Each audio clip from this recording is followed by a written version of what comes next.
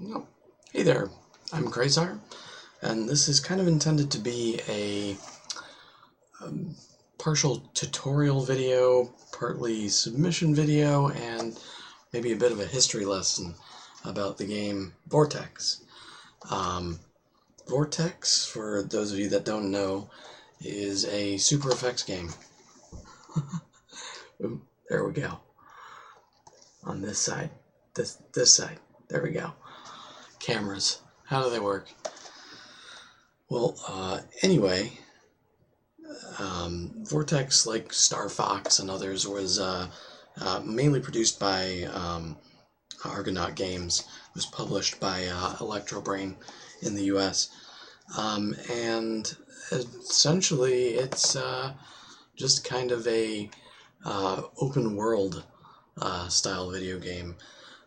Most of the other Super FX games were like sports games, racing games, or Yoshi's Island, which just basically used it for special effects, and I think Doom as well was one. But Vortex is kind of unique in that it actually used the 3D abilities, much like Star Fox, for an open world video game. And by open world, I mean basically you can go anywhere in a level. It's not really on rails, but there are some on rails-ish parts. So, they had some limitations. This is one of the smaller cartridges that they could have put a Super FX game on. I think it was 4 megabits.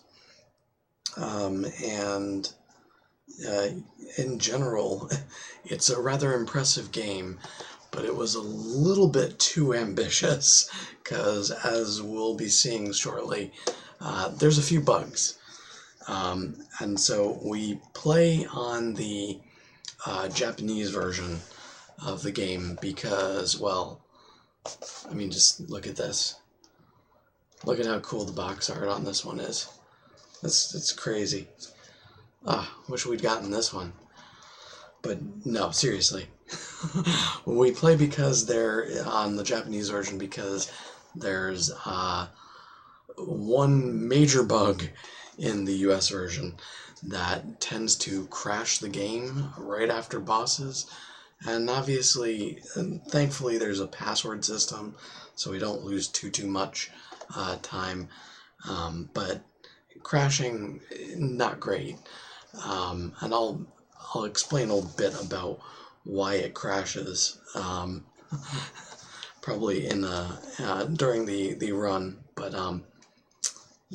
just basically, it's not that it's badly coded. It's that they kind of tried to change some things they probably shouldn't have changed from version to version. It was kind of barely running as is, so it was kind of a bad plan. Basically, just part of the history lesson here.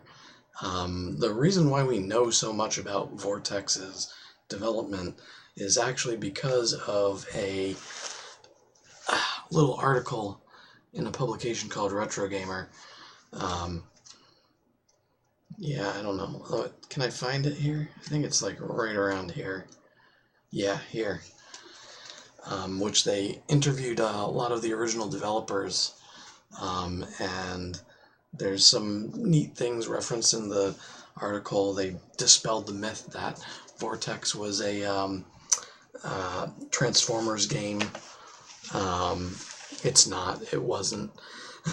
And a couple of other things. And that article actually let me know that Vortex has an official comic book. I think it's probably one of the few SNES games that got a comic book. And probably the only Super FX game. Maybe Star Fox had one at the time, but this was basically like a promotional thing.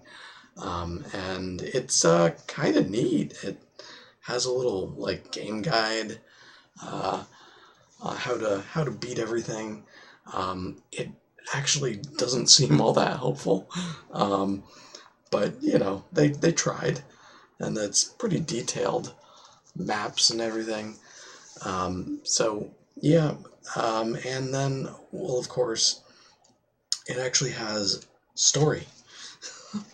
And the game itself is somewhat light on story, and it actually kind of tells the story wrong in a few of the opening screens. It kind of makes the scientists and folks look really, really bad at their jobs that are referenced. There's some scientists that created this core thing, and some folks stole it, and basically you gotta go get it back. So, yeah, that's pretty much Vortex. But it definitely adds some color to the very blocky early 3D. So yeah, and I think with that, well, let's actually get to a run of the game. Boop, boop, boom. Okay. So, just one thing to say and kind of explain. Vortex is a Super FX game, and the unique thing about Super FX games is that it actually takes a whole lot of time to transfer what's actually going on the screen to the video on the system, on the SNES. So in reality, the everything that you do has to be done within windows of about 3 to 4 to upwards of 8 frames. There can be periods of 8 frames where you literally cannot do anything in the game. So you'll be pressing the button for all those frames and nothing happens. And that's just because of how the video is transferred to the screen. There's basically a 3-frame delay bare minimum for every single thing that it has to process here. And that's why you can see these bars here and here on the screen. There's black bars and it's like letterboxed. That's actually because it's using the time it would take to create those scan lines to actually produce effects. It needs the time to be able to transfer those things over. If it were to do all those scan lines, you would basically not see all of the graphics all of the time. That's how intense this is for the Super NES to do with the original GSU or Super FX chip. Some of the later model Super FX chips basically could do a lot more faster, and it didn't have to have such extreme delays, but this one is kind of downclocked from those. The Super FX 2 or GSU 2, and that was in Doom, Yoshi's Island, and I want to say Winter Gold. I think it's Winter Gold. I think those were the only 3 that were ever released with it. Although we do know now, of course, Star Fox 2 would have used the GSU 2, and you know, you'll probably notice a few similarities with Vortex. At least with the walker mode in Star Fox 2. So basically, I feel remiss not to mention this. The only reason why I think this game actually, my ability to actually run this game exists is because of a emulator developer. Basically, the creator of BeastNess, Near, they basically were kind of instrumental to this run, in my opinion. It was extremely difficult to try to figure out bits and pieces, and really the amount of lag between frames isn't really emulated well, so you can get things to happen in an emulator that generally can't normally happen within the game. So that was kind of a huge barrier to entry for this game, and it's probably one of the reasons why it really didn't get run, despite how unique it is, for a long time.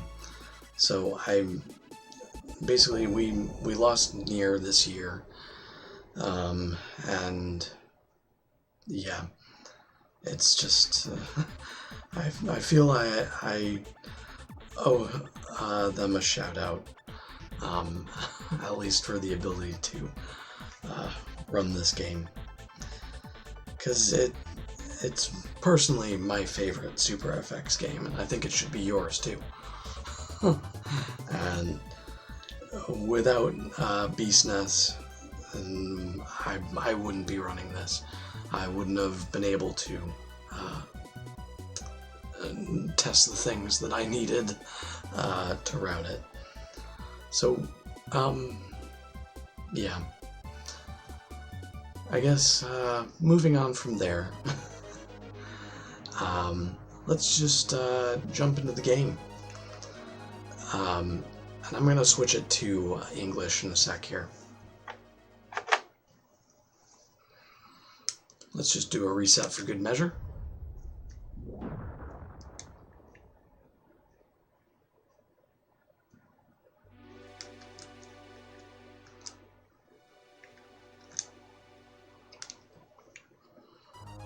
Boom.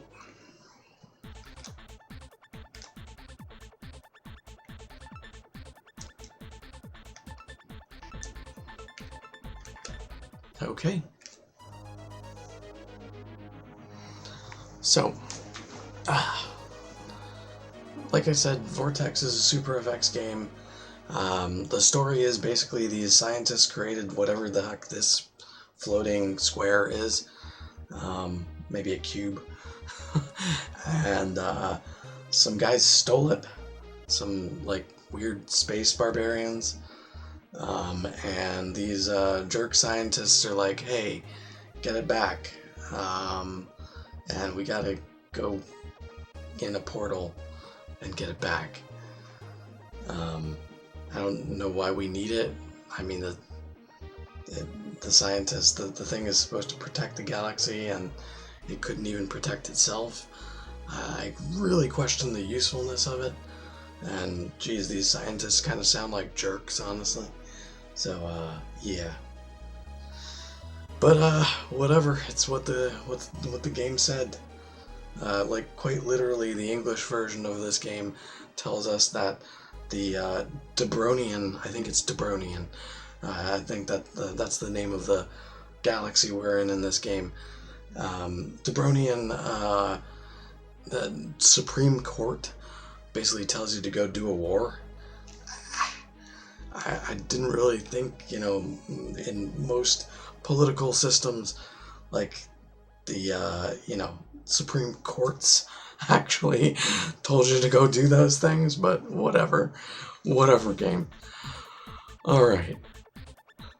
So, not to get too into the weeds of Debronian politics here, but basically that was just kind of a tutorial, and we're gonna do a little bit more of a tutorial once we get into the game. So let's just make sure our options are correct, and we're going to be doing easy because, well, it's easier, and we've got limited time in a marathon setting. And plus, you know, easy's probably the funnest game mode. So we're gonna go game. Let me just grab a drink here.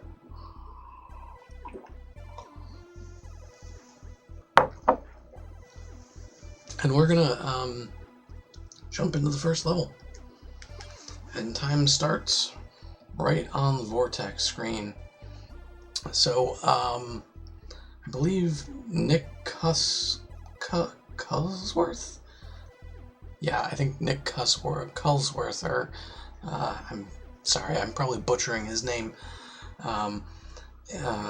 Basically doesn't like the first level, and I don't know why. Here, I'll show you guys. It's very easy to beat. We're just gonna flip into the fastest mode of the morphing battle system. This is what our little ship is. And basically I'm just pressing these two buttons. There's sort of a little bit of a rhythm that it needs to be done with. And we're just gonna go right through. Now normally the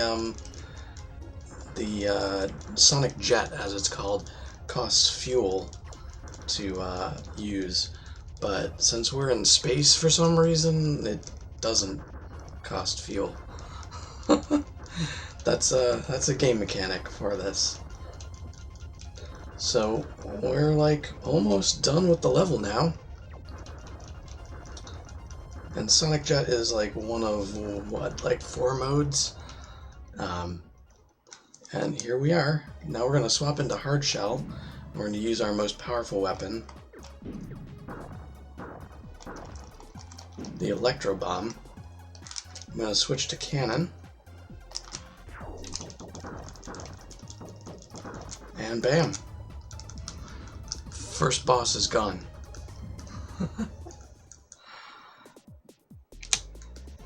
Alright. Easy, right?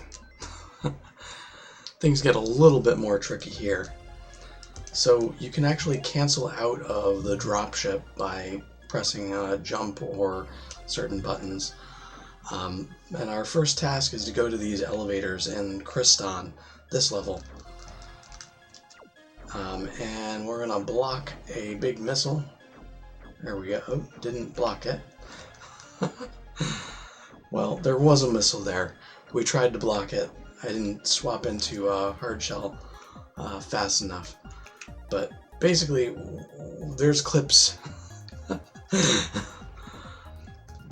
Here's one of them. And we're going to clip through basically this entire level. We're going to basically just beat the level by not going up at all from the tunnels, because we don't have to. And we're just gonna jump around. Oh, hello. Well, I screwed it up.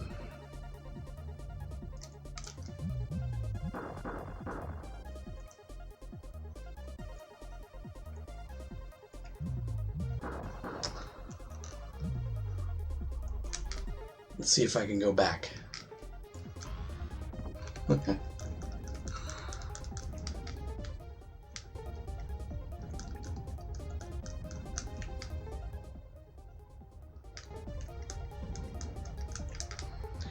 I mean, worst case scenario, we can do the backup here. We just grabbed a defense unit.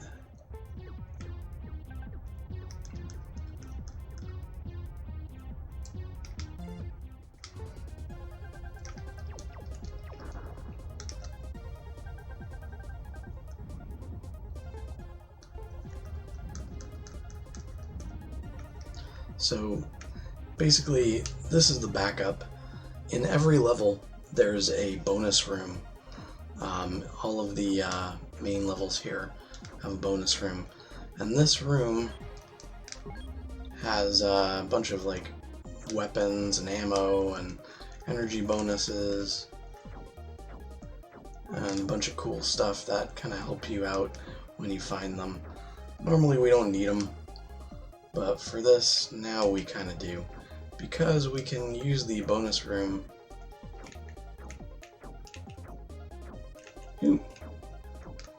to actually get out of the underground and clip out again. So basically how the clip works is these walls, these blinking walls are kind of a suggestion. You can go straight through them.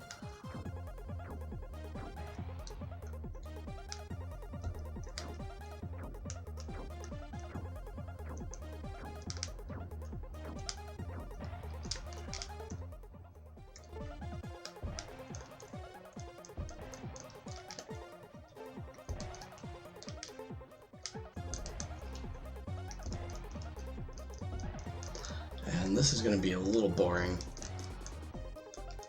because I have to do this recovery strat.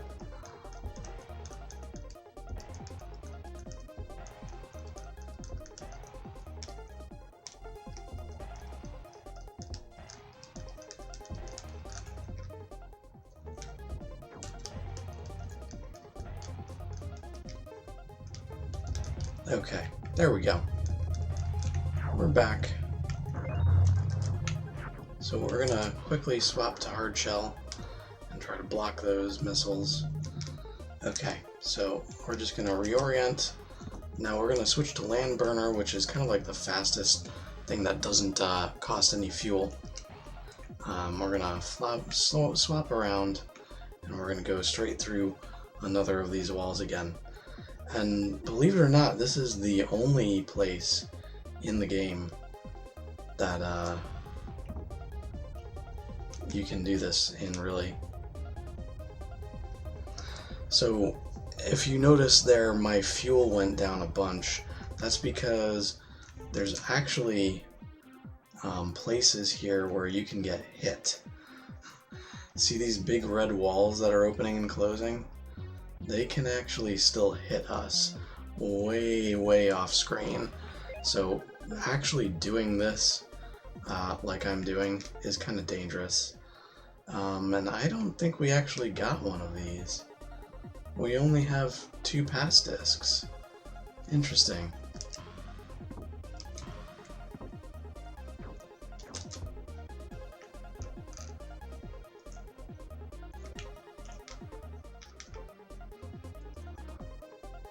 Well, we're gonna have to figure out which one we missed.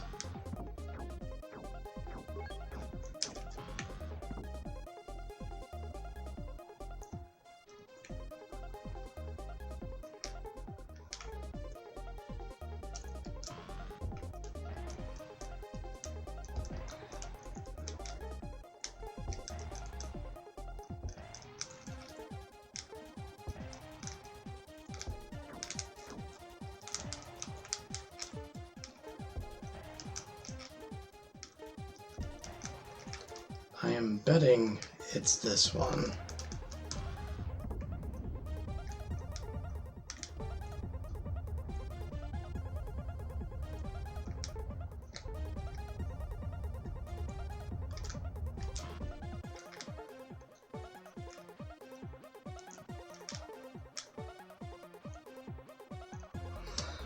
Alright, so we're going to lose a little bit of time here, but at least we got to explore the out-of-bounds area pretty well. Okay.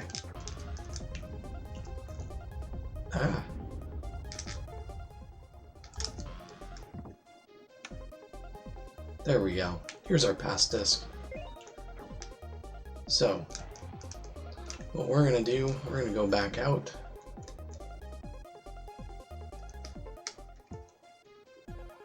Gonna go straight through. Boop.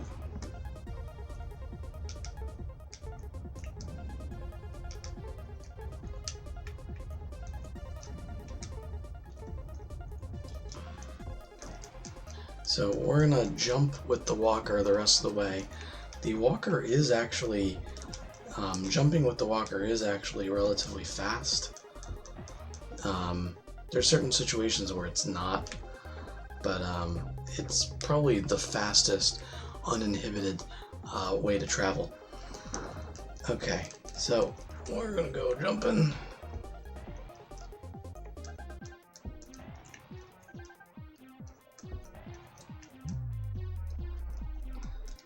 So you can just jump indefinitely like this, and it's basically fastest way to travel. And you can jump back like this. And this is a great way to deal with bosses. Slowly back away.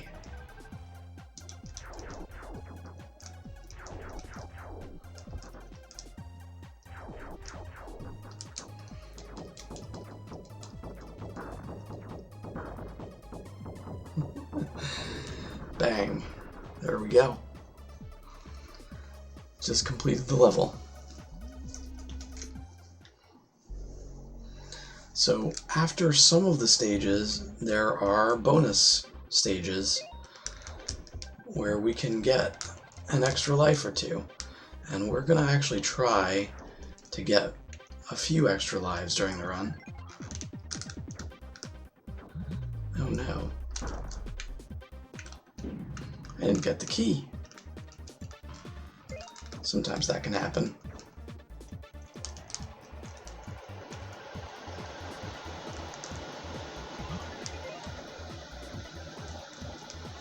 Oh no, 8 seconds. So at the end of the bonus stage, we just use the bomb so that it speeds up the timer a bit.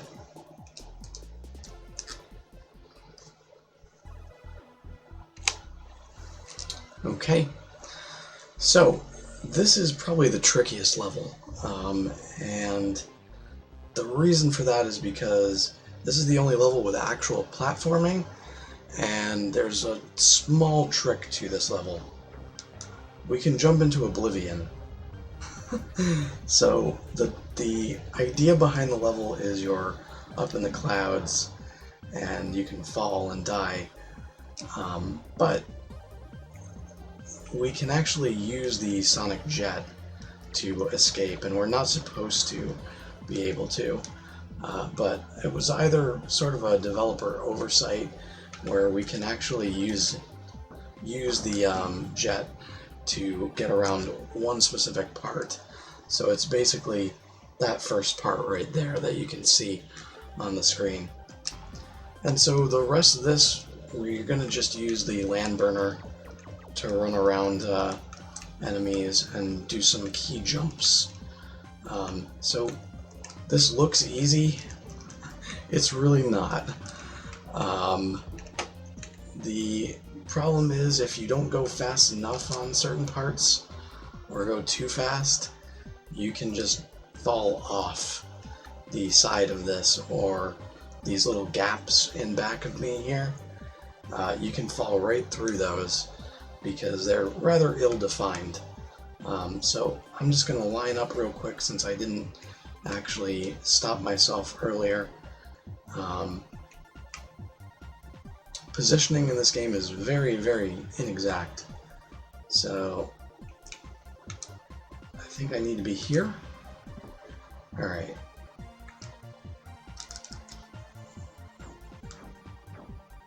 Okay. So we kill this fan that will blow us down.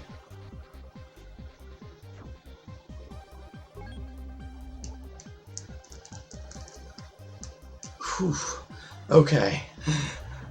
And now we're on to the boss.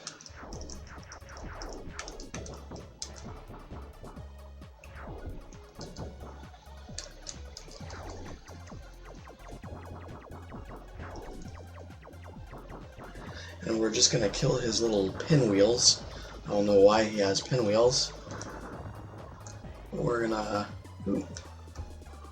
I don't remember why that doesn't work there. And we're gonna do the same thing we did earlier and just jump away with the sonic jet. There we go. And so now we're just gonna switch to rockets and try to get a beat on him so we can hit him with both. And he should be dead. Not bad.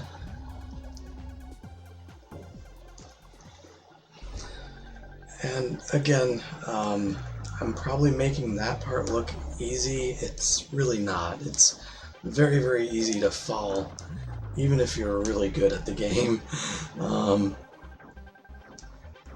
And that's just because the positioning is just not what you would... Oh, did I miss? Well, you know what? I guess we don't really need this life. I was going to try and get a few so we can do some catch-up strats on Trantor, but maybe we don't go for that. So, Thermos is kind of a boring level, honestly. But we can use the time to just kind of talk about a few interesting things with the game. Boom. So you might notice that I'm actually whacking enemies with my body at certain points. Basically, it's a pretty effective way to kill things in this game, and especially during transformation sequences, you can eliminate enemies with that while taking no damage. So this Thermos is the first place we encounter locks. And basically it's just Simon Says, so weird square plus square, and the lock is open. Alright.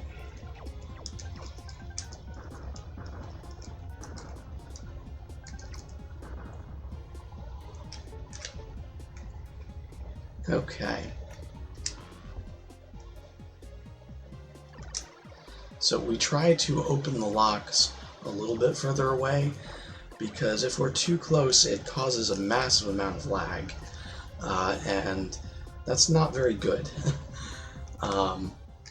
We're also going to collect here, it's not really mandatory, but we're going to collect the bonus room here, just because it makes the boss of this level so much easier. And in a marathon setting, we kind of need the extra missiles for this guy, because he's one of the tougher ones in the game.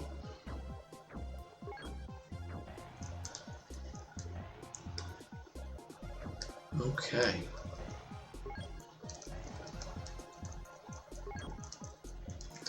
And unfortunately, there are no other levels where going through and clipping through the level is at all useful.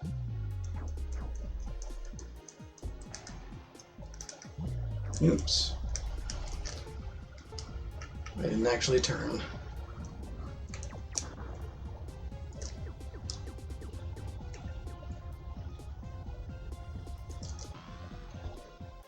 Okay. Did I avoid him? No. Oh well. So, it's a good time to kind of explain a major thing here. The reason why we... Ooh. Hello.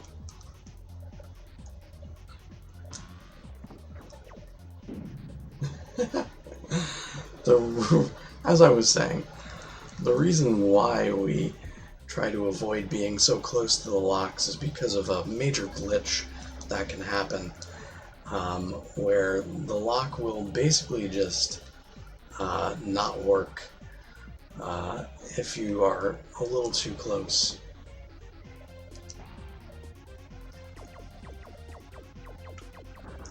There we go. Ooh. Let's see.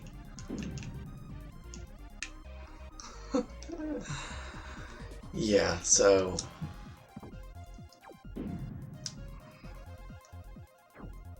let's try to trigger it again. Well, good example of what not to do. There we go. Oh.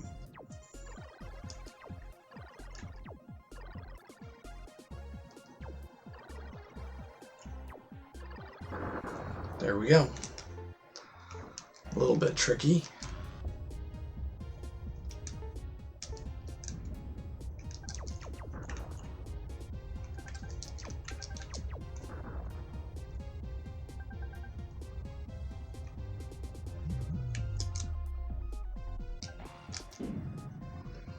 And we're just going to strategically use those bombs to get enemies out of the way.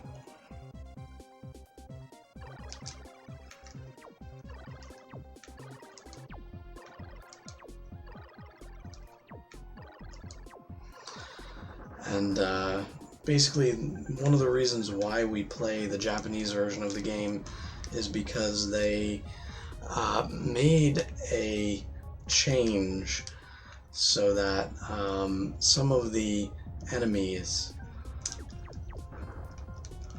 in the US version have more health, but they didn't really pay attention to what that would do, because in some situations there were some health gaining mechanics. All the enemies with bombs could technically gain health by hitting you with the bombs. So they didn't really realize that could, and we'll grab this life refill, that could overflow. And when that overflows, you basically have invincible enemies, which is fine for some of the smaller ones, but some of the bosses have that kind of thing too. They have bombs. So that means you can have an invincible boss. Alright, so hopefully I got this trick. I don't think I did. You can actually get the parts of the level to spawn in, or stay spawned in this one, against this boss. And you can kind of do a rather quick kill with him.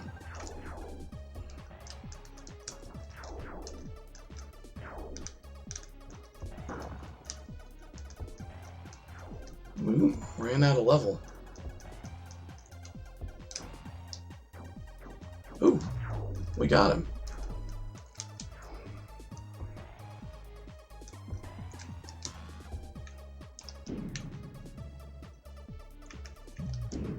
Bam. So yeah, normally you'd be able to just whack him a few times with a big post and he'd die, but that's the older way of doing that. So we'll try and grab this life just because we can do it easy.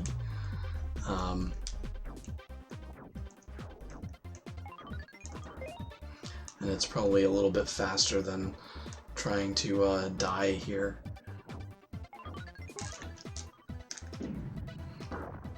But yeah. So Thermos is complete. And now we're on Magmemo.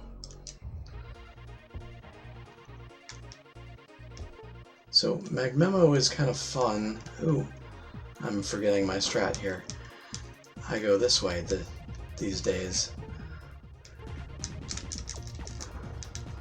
So we're going to try and skip a lot of enemies, of dealing with a lot of enemies with Magmemo. I'm just going to take out the ones that do us the most damage in terms of lag. Alright.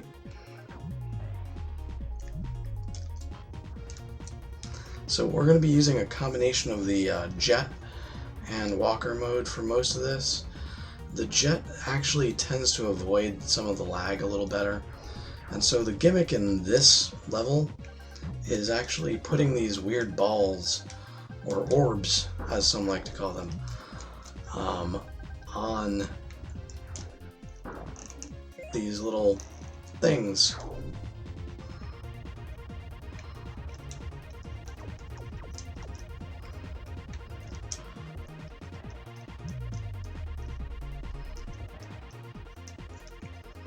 Oh, I didn't get that one. That's bizarre. Usually when you jump over these things, you grab them.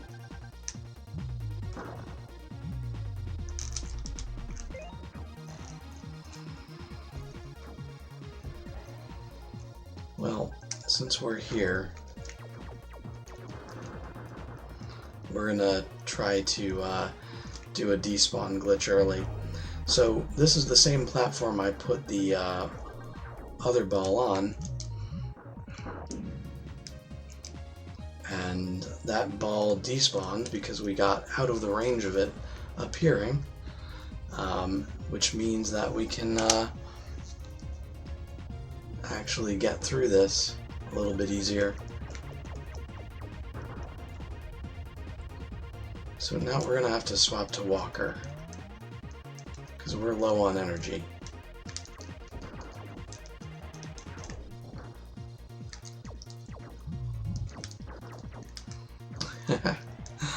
So I just manipulated those two to basically hit each other.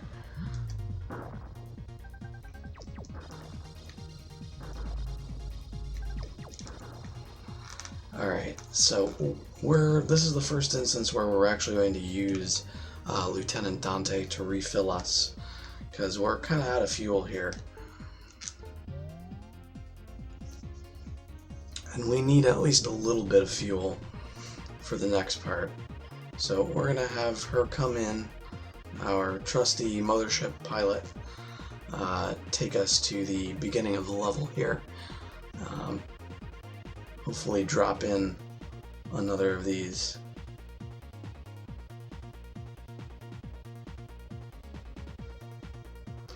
And right here. So we just completed the level. So we're just going to go into the gauntlet elevator.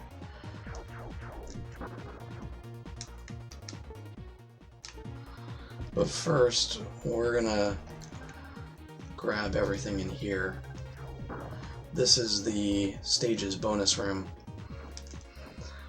So we're doing this basically for safety, because we actually do need some amount of missiles to easily beat this guy.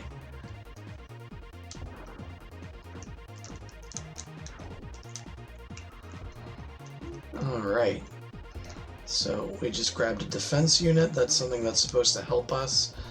Oftentimes they can kind of kill you, weirdly enough. And they're kind of fun in that way. They're definitely pretty useful. So the land burner in this game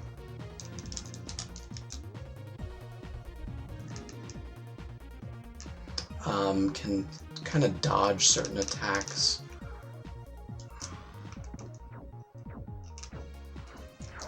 And the Walker is the only one that can basically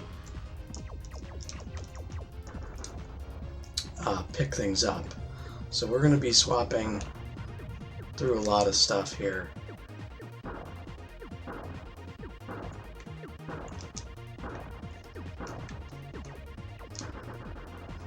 Okay.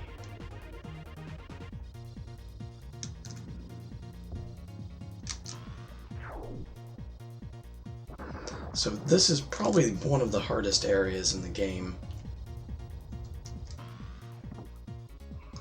Just because there's a lot of stuff to avoid here. Forgive me if I'm a little quiet. We could generally go out of bounds here, but it's extremely dangerous because most of this stuff can still hit us. The range on them is so great. And we need to actually get these keys, otherwise we can't complete the stage, unlike the other one where it was just pass discs that we could grab by going through walls. And bam, we're going to take that guy out.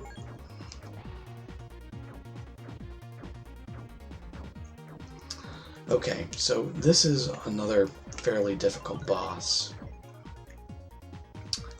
Basically what we're going to do is just back away from him as soon as we can, but we have to do it a little bit after things spawn.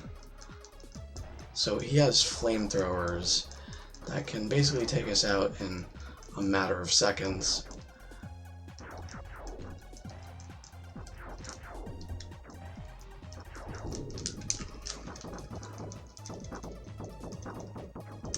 Bam. And he's that easy. You basically just back away and jump.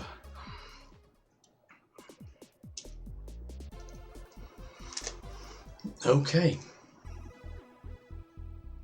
So, this is basically second to last stage. We're going to jump back through the vortex to take what's left of the core to, I don't know, where it resides usually, Trantor. And this quite possibly is the hardest stage in the game.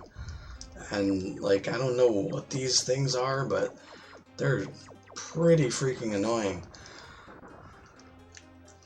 So we're going to take this one a little bit slower than you're probably used to seeing.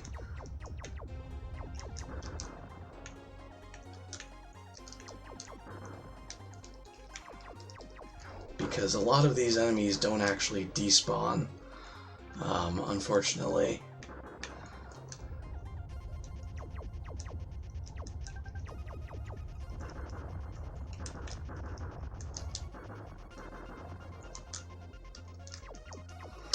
So these guys are kind of annoying. They are pretty much armored thingamabobs that just hit you with missiles.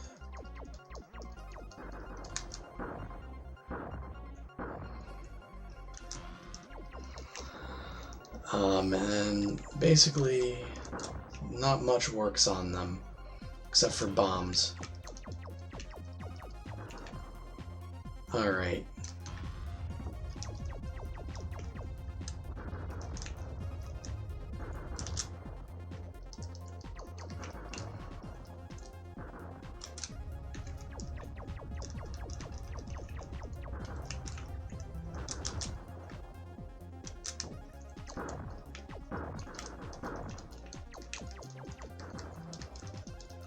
Oh.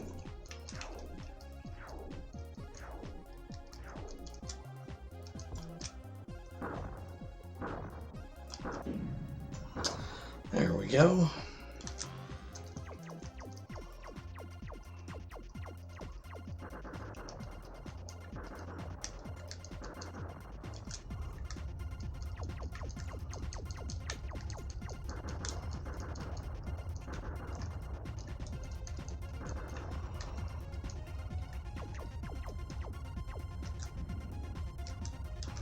So right through the vortex here.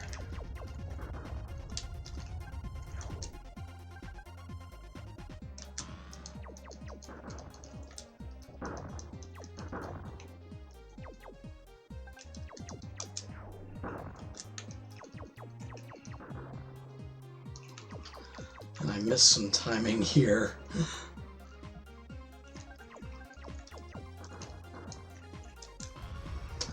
But yeah, basically, this is a pretty hard level.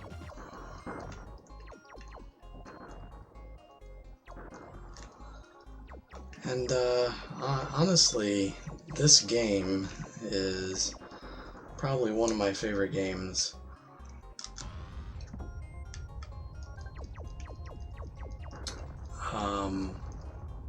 Weirdly enough, because it was like bought for me right after a major childhood disease. I had Kawasaki's disease at age 8 and almost died, and my parents basically took me out to a store for my birthday the year after that, and we saw Vortex on the shelves, and it looked really, really cool to me. And I don't know, it's just, I could have had like pretty much any game there. I don't know, I was just hankering for something weird.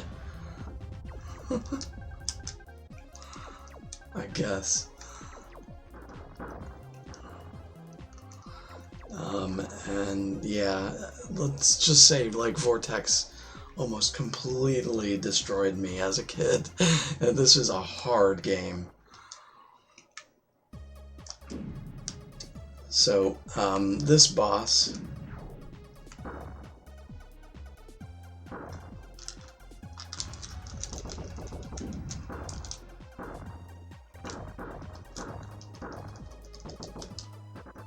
Bam! Is kind of just a wait until he hits you and then do stuff kind of boss. And the timing for him is a lot harder than it looks, but you can actually kind of one-cycle him.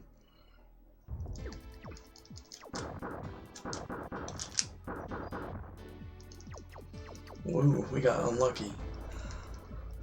That guy's usually not facing us.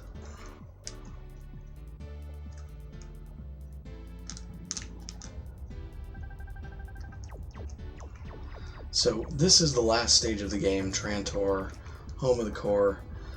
We're going to try to plow through it as fast as we can, which kind of means taking some deaths, because unlike pretty much every other stage in the game, this one has checkpoints. And as you can see, our locks are back. But what the funny thing about this one is that the checkpoints actually reset the count on those locks. So we end up not having to do as much with the locks.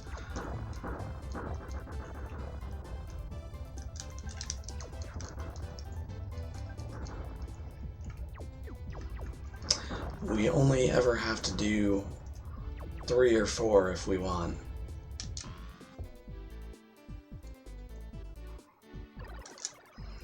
Plus 3 this.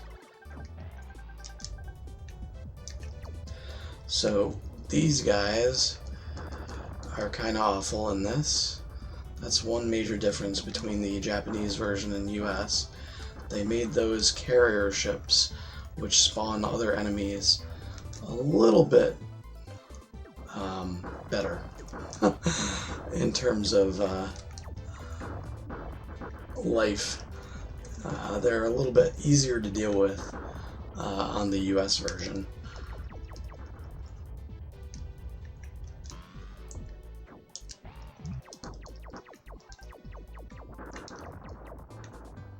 Okay, so we're going to do one more lock.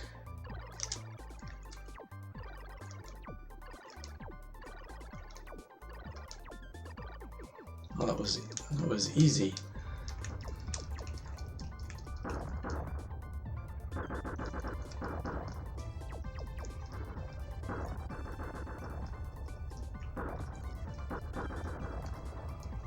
Okay.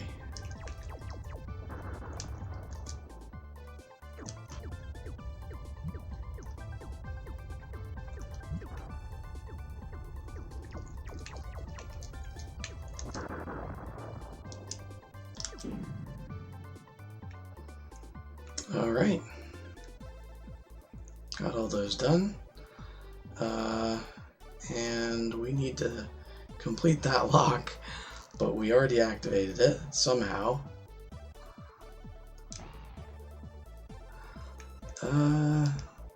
It's not deactivating.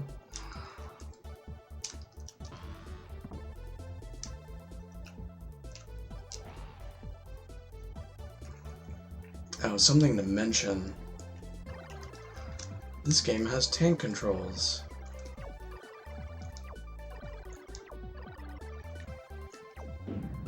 Oops, wait.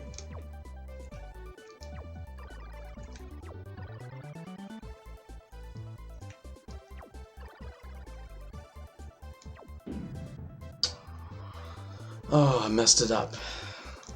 I think that's me, not the game. It is totally possible to do things a little wrong here, but I think I just didn't see the pattern. Oh, really? I'm almost positive that's the pattern. I think I messed up something.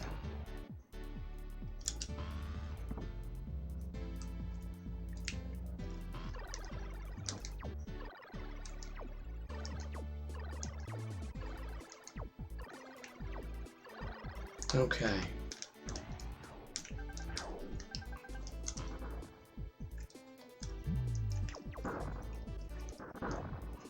So we have to kill that one.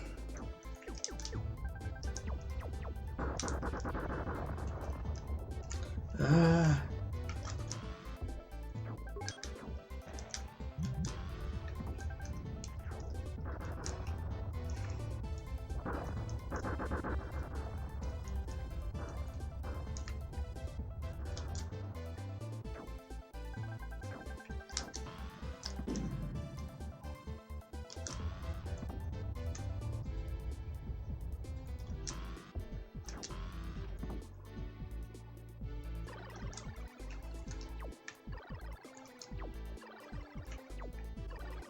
Weird square, square, weird square, plus.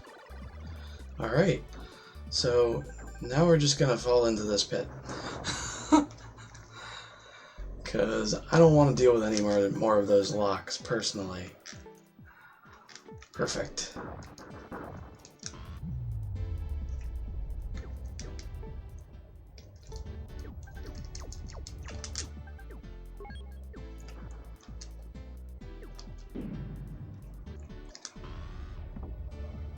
Okay.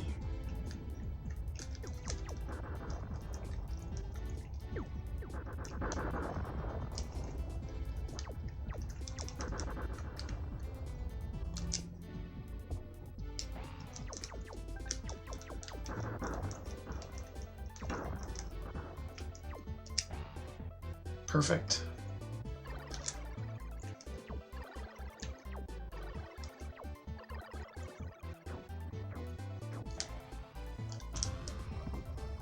All right.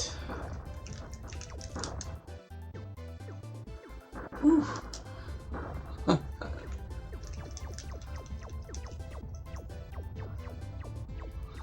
So yeah, we basically have to get rid of all of the carriers that we see, because they can cause us a lot of problems.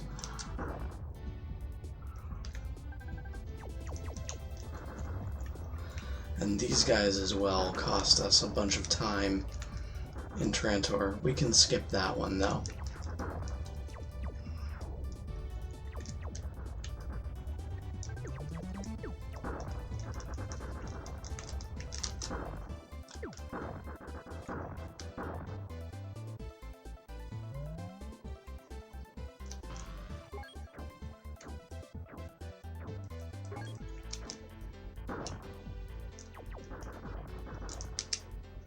Okay, so we're going to slowly approach, plus, square, and that guy, and that guy, and as you can see, all the locks reset.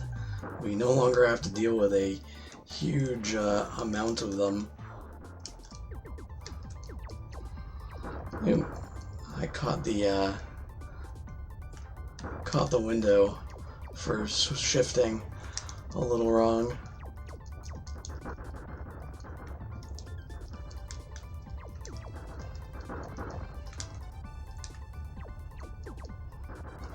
Oof, that was kind of bad on the lag. I was supposed to kill that guy a little bit faster.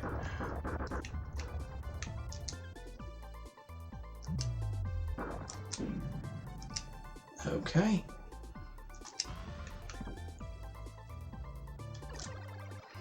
Plus, weird square, square, weird square, square. So we're on the last section now.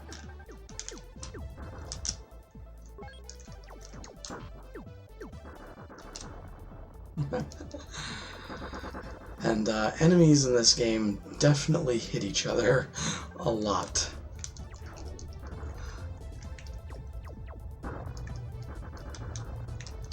Which we can use to great effect in certain parts.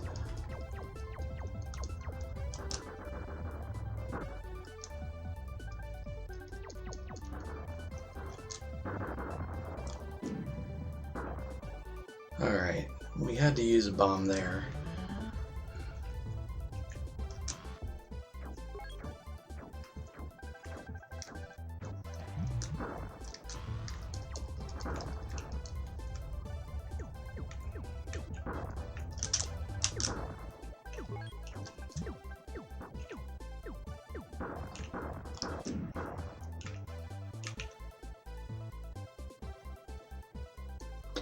Okay, so now we are going to go to the final boss now, and we're going to leave these guys on screen.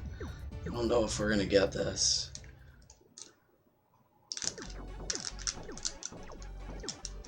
We did.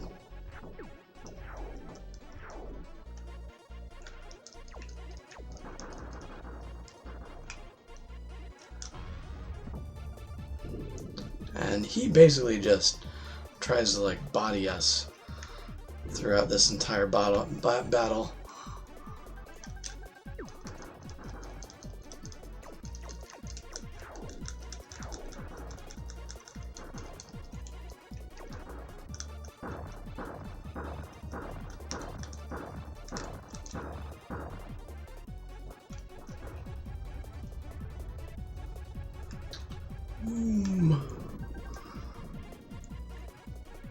So we're going to try to get an interesting trick in on him.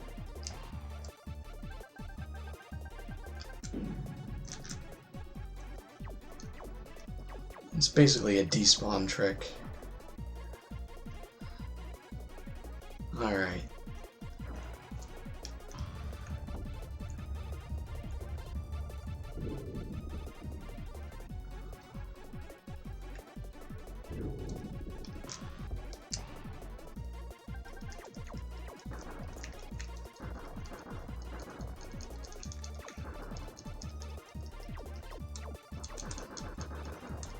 And we did.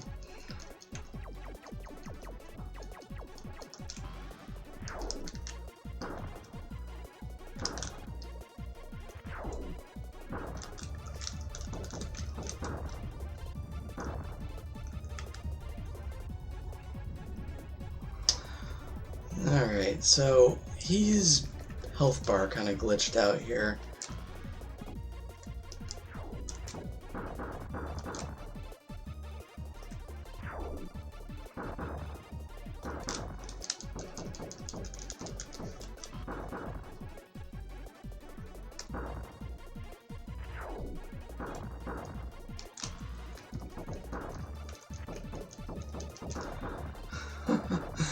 As this sometimes does.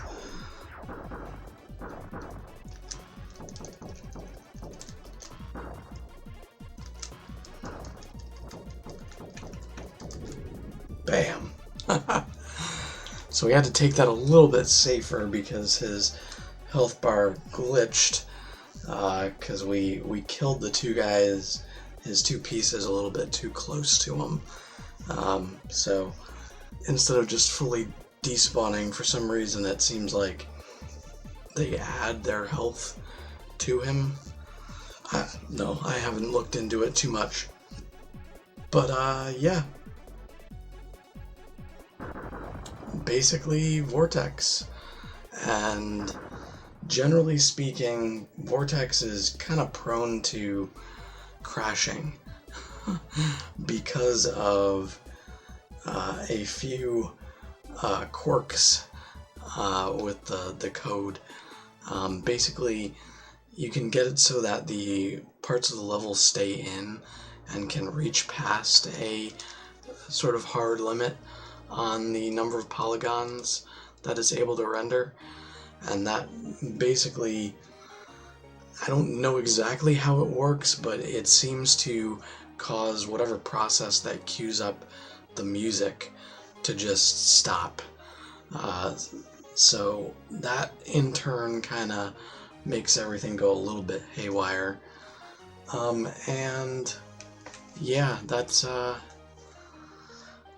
of them. And then basically, if you clip through the walls a little too much, and this used to happen a lot when the strategy was to jump through the elevators. If you clip through the walls a little bit too much, some parts of the old elevators in the US version stay loaded for some reason. So the Japanese version seems to handle those a little bit better for some reason. But those elevators can count towards, how much things are actually being rendered. And if you go too close to one of them, even though you can't really see it anymore, it kind of screws things up quite a bit in terms of sprite count, or I guess polygon count. Oh geez, I haven't been doing any of the timer. But yeah, it's you'll notice Dylan Cuthbert here, one of the creators of Star Fox, has programming support.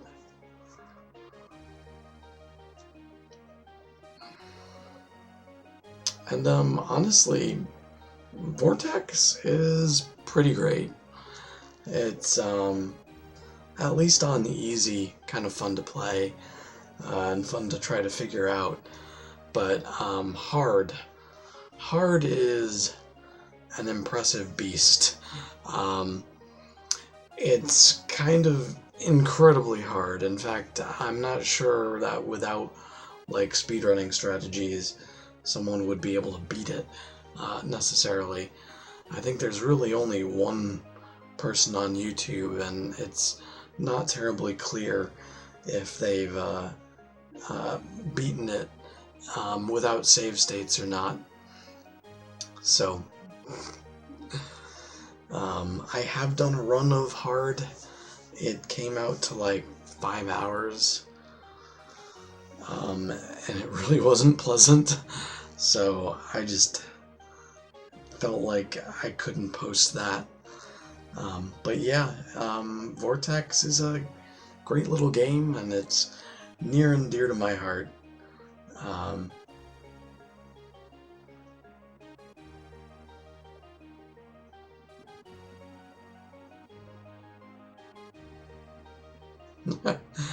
And as you can see, it's just slowing down as it's trying to render all of these letters in real-time 3D.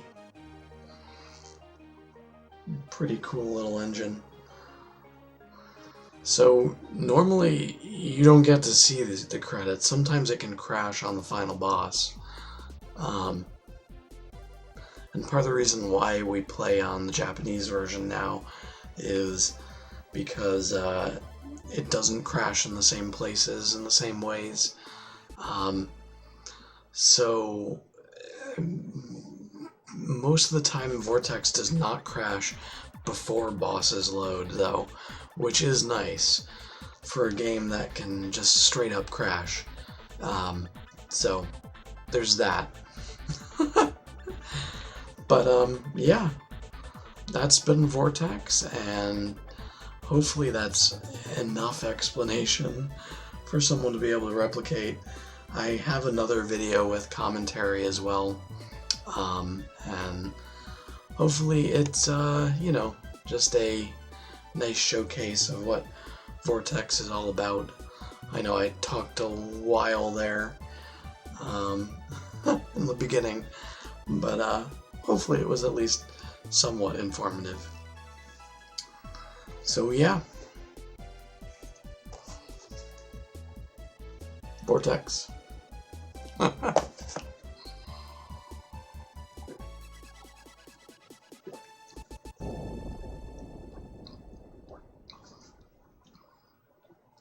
Have a good one. I've been Creator.